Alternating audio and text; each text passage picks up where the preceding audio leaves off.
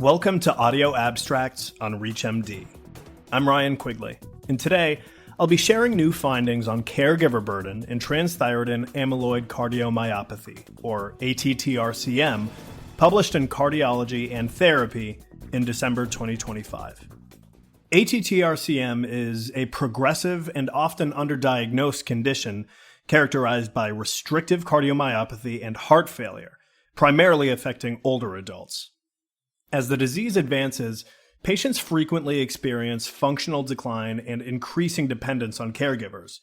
While prior research has established that ATTR-CM imposes a significant burden on both patients and caregivers, this study more specifically evaluates how patient symptoms and limitations in specific activities of daily living, or ADLs, influence caregiver burden. This post-hoc analysis draws on data from the International Burden of Disease Survey, which included 208 patients with untreated ATTR-CM and their primary unpaid caregivers. Of these, 155 patients were included in the post-hoc univariate analysis. The cohort was predominantly older, with a median age of 81 years.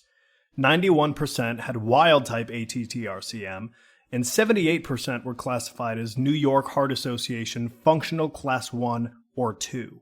Among the 208 caregivers, the median age was 68 years, 85% were female, and 66% lived with the patient.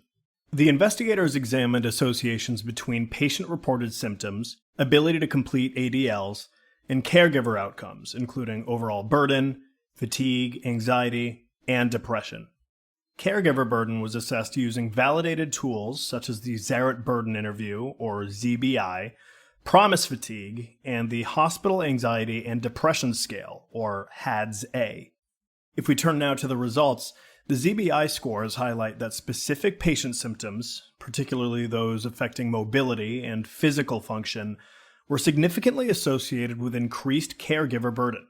These included heart failure symptoms, weakness, particularly in the legs, fatigue, insomnia, leg and ankle swelling, leg pain, and neurologic symptoms, such as loss of sensation in limbs, paralysis, and weight loss.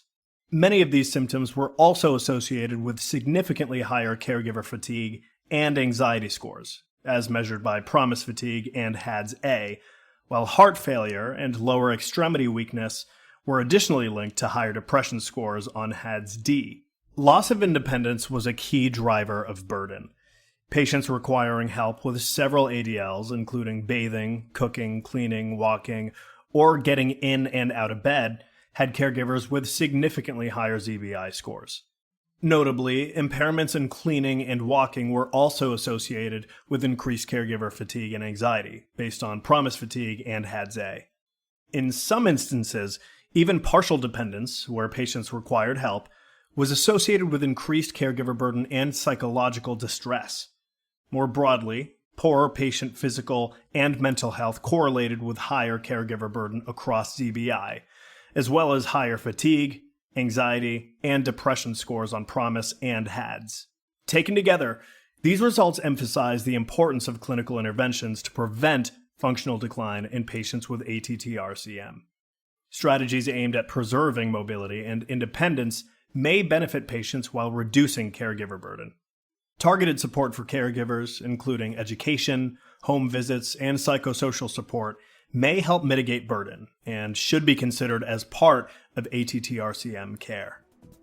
This has been an audio abstract, and I'm Ryan Quigley.